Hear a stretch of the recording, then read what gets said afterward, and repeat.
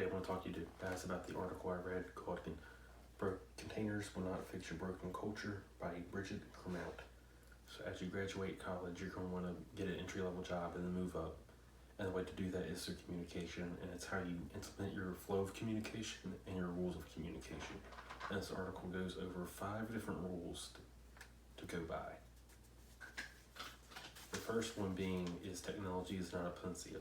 It's not a cure-all. It's not going to fix you or your team's communication problems. So everyone needs to be on board and be on the same page, which means technology can help, but you're going to need the one-on-one time to make sure everyone's on the same page, make sure there's no miscommunication, and make sure your messages are clear.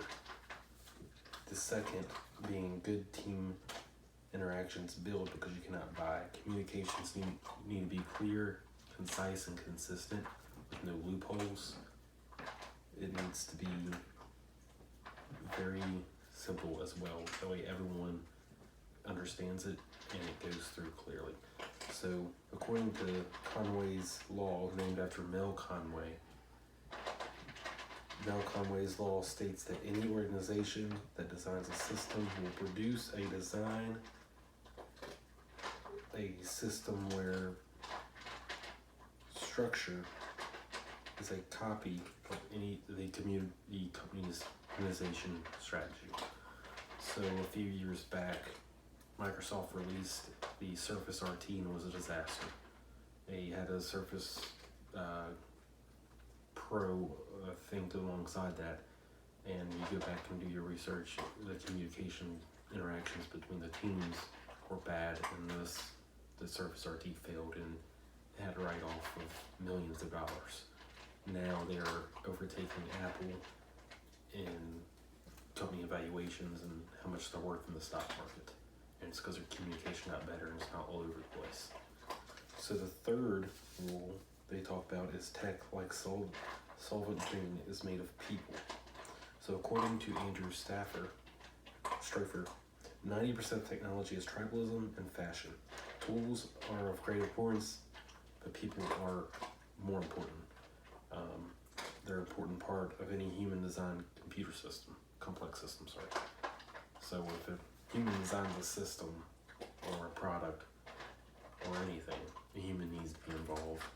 If a human, designs how communication flows in an organization, then humans obviously need to be involved. You can't rely on tech to do so for you.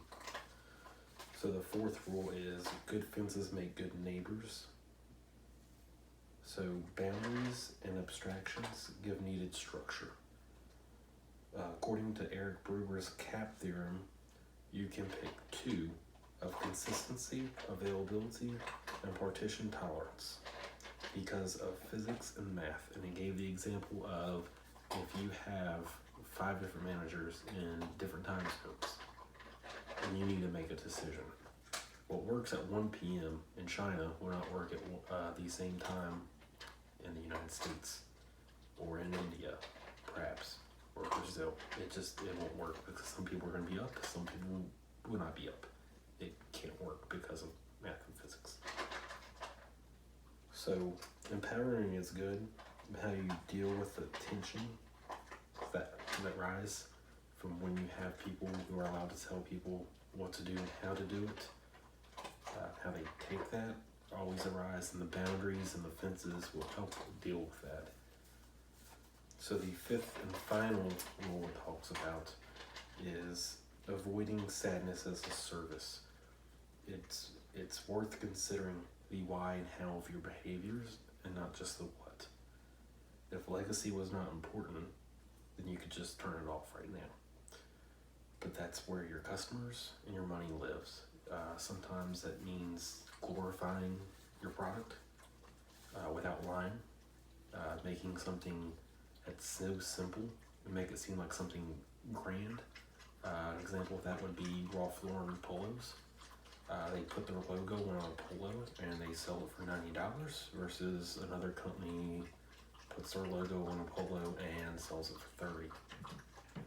There's, it's very simple for Ralph Lauren polo, but they glorify it by adding their special logo, and they sell for more money, and their customers love them.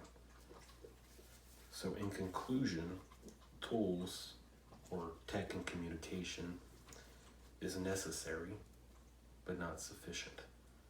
In order to build a future that we all can live with, we all need to build it together, and that comes through communication.